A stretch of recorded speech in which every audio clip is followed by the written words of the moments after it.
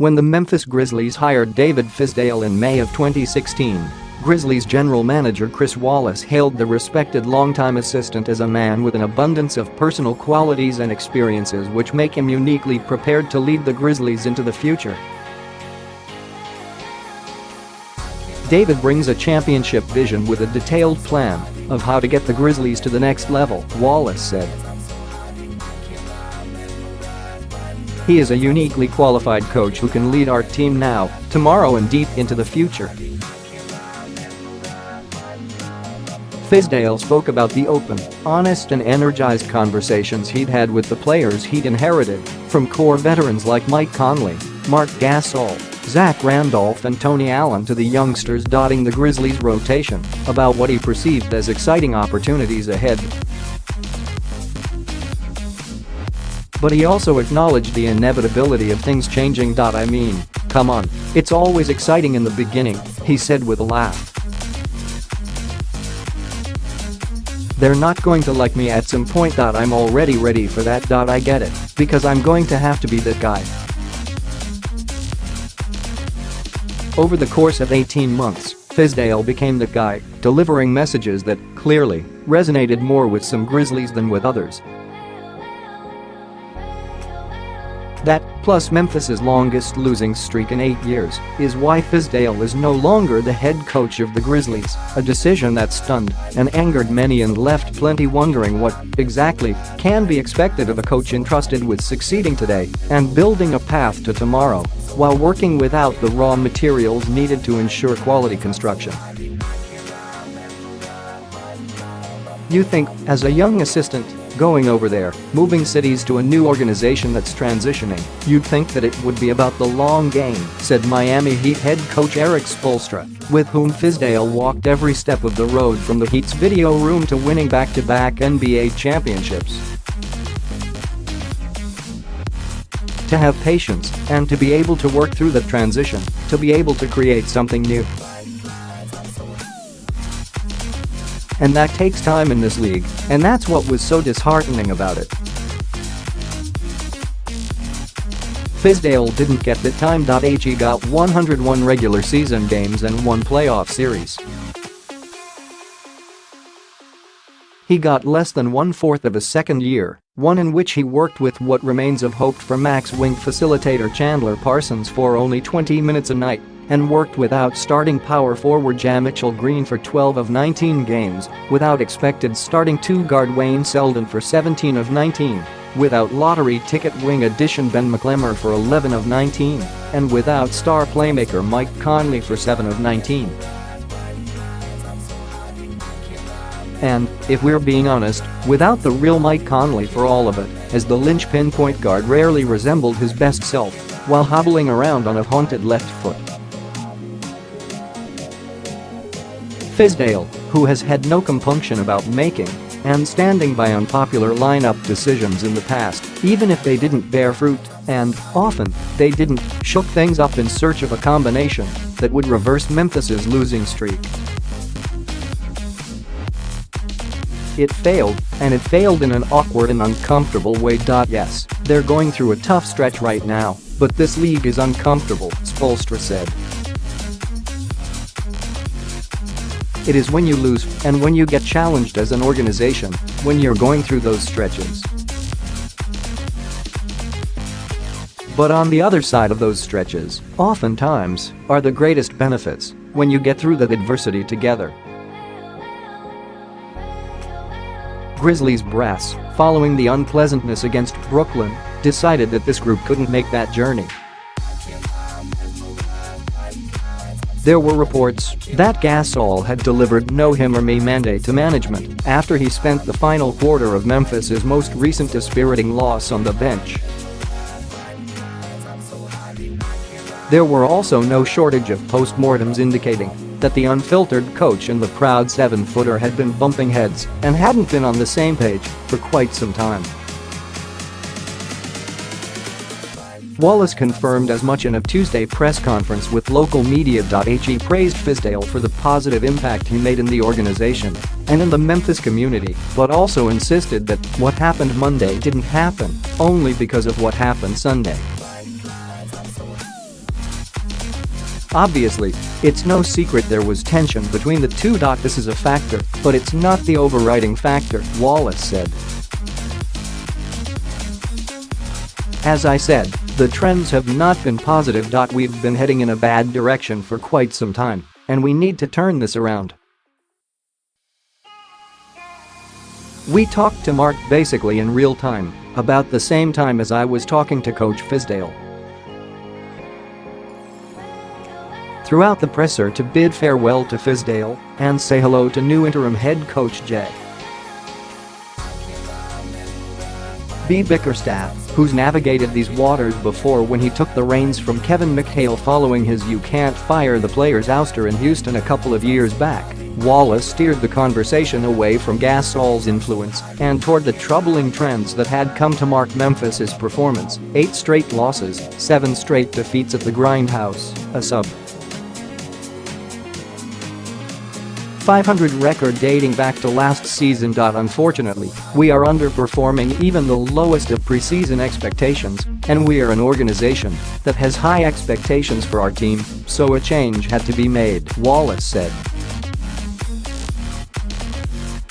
Going back to last year, we're just 14-26 over our last 40 regular season games.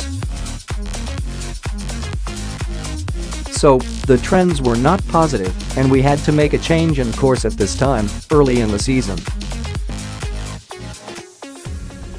These decisions are never easy. They're always difficult, particularly in season. But this is a production, bottom line business, and a change was warranted, and it had to be made.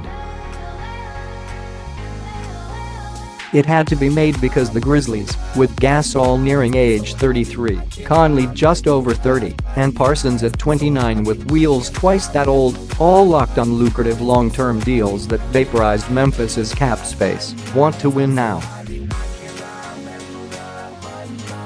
This, ironically enough, was the draw for Fizdale, who'd waited a long time for a first head coaching gig and wasn't about to waste his first chance on a years-long rebuild.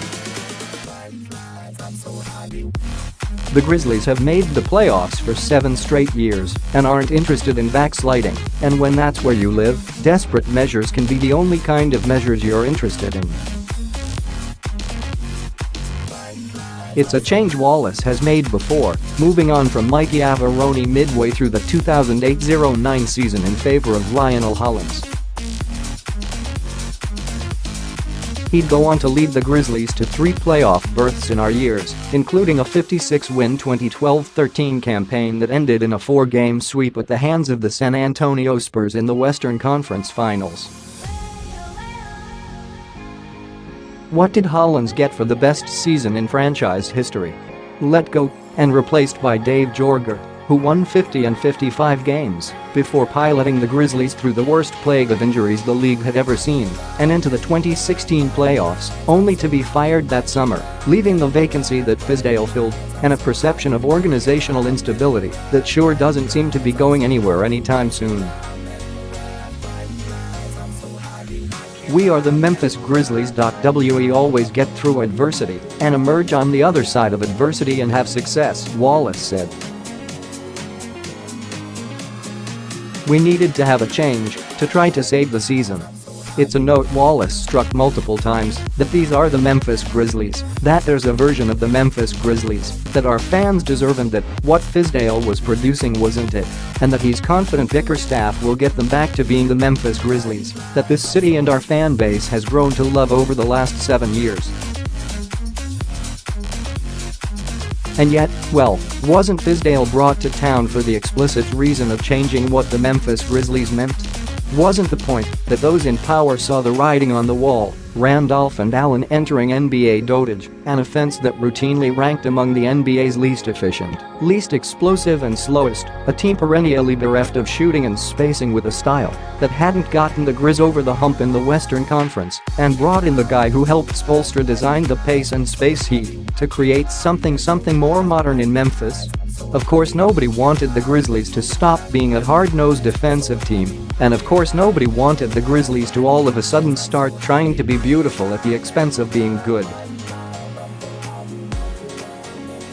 But 18 months ago, the goal was to empower someone who'd been to the top of the mountain to use his championship vision to guide a franchise that hasn't into a bold new tomorrow and deep into the future. Now, though, Fizdale's gone because tomorrow doesn't matter as much as today. I've seen this happen before, when a change is made in season, and you get a positive bounce out of it, Wallace said Tuesday. Not just on the short term, but over the course of the whole year. No matter how hard you fight it, though, today becomes tomorrow. Under Wallace's leadership, the Grizzlies have done a pretty staggeringly bad job of preparing for sunset to turn into sunrise, as summed up by Kevin O'Connor of The Ringer, and yet, Wallace attributes the Grizzlies' current and ongoing failings less to lacking personnel and more to a lack of what the team used to have, even though, again, that was kind of the whole point of changing course. The Grizzlies very well might improve. Teams often get a dead cat bounce after a coaching change. It wouldn't be unreasonable to expect Gasol to stop missing 60% of his shots. Just off the injured list, players like Green and McLemore could improve as they get back to game fitness and knock off the rust.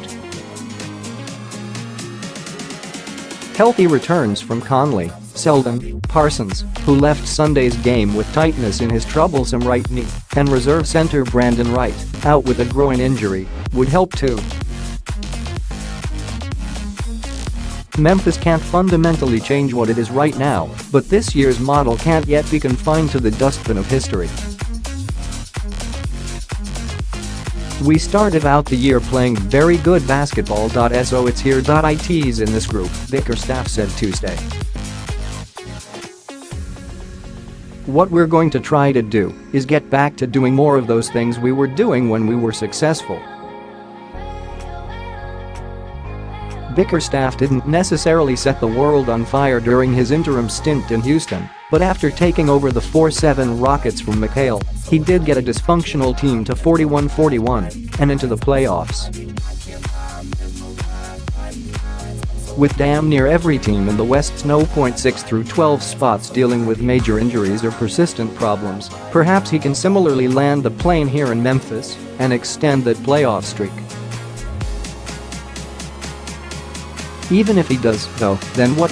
The Grizzlies' underlying issues are multifaceted, as detailed excellently before Fizdale's firing by Kevin Lipe of the Memphis Flyer. Squeaking out another first-round exit won't change that. Bickerstaff said Tuesday that the Grizzlies right now can only tweak a few things and make simple adjustments aimed at getting incrementally better game by game. It can't be, grand scheme things, because you just don't have time. At some point, though, the organization has to make the time.The Grizzlies became one of the NBA's best stories and most beloved entities by knowing exactly who they were. For them to return to the ranks of the league's success stories, ownership and management have to think long and hard about who they want to be, because continuing to cycle through coaches, especially well-regarded ones like Fizdale, in pursuit of past glories isn't going to lead the Grizzlies to success today, tomorrow or deep into the future.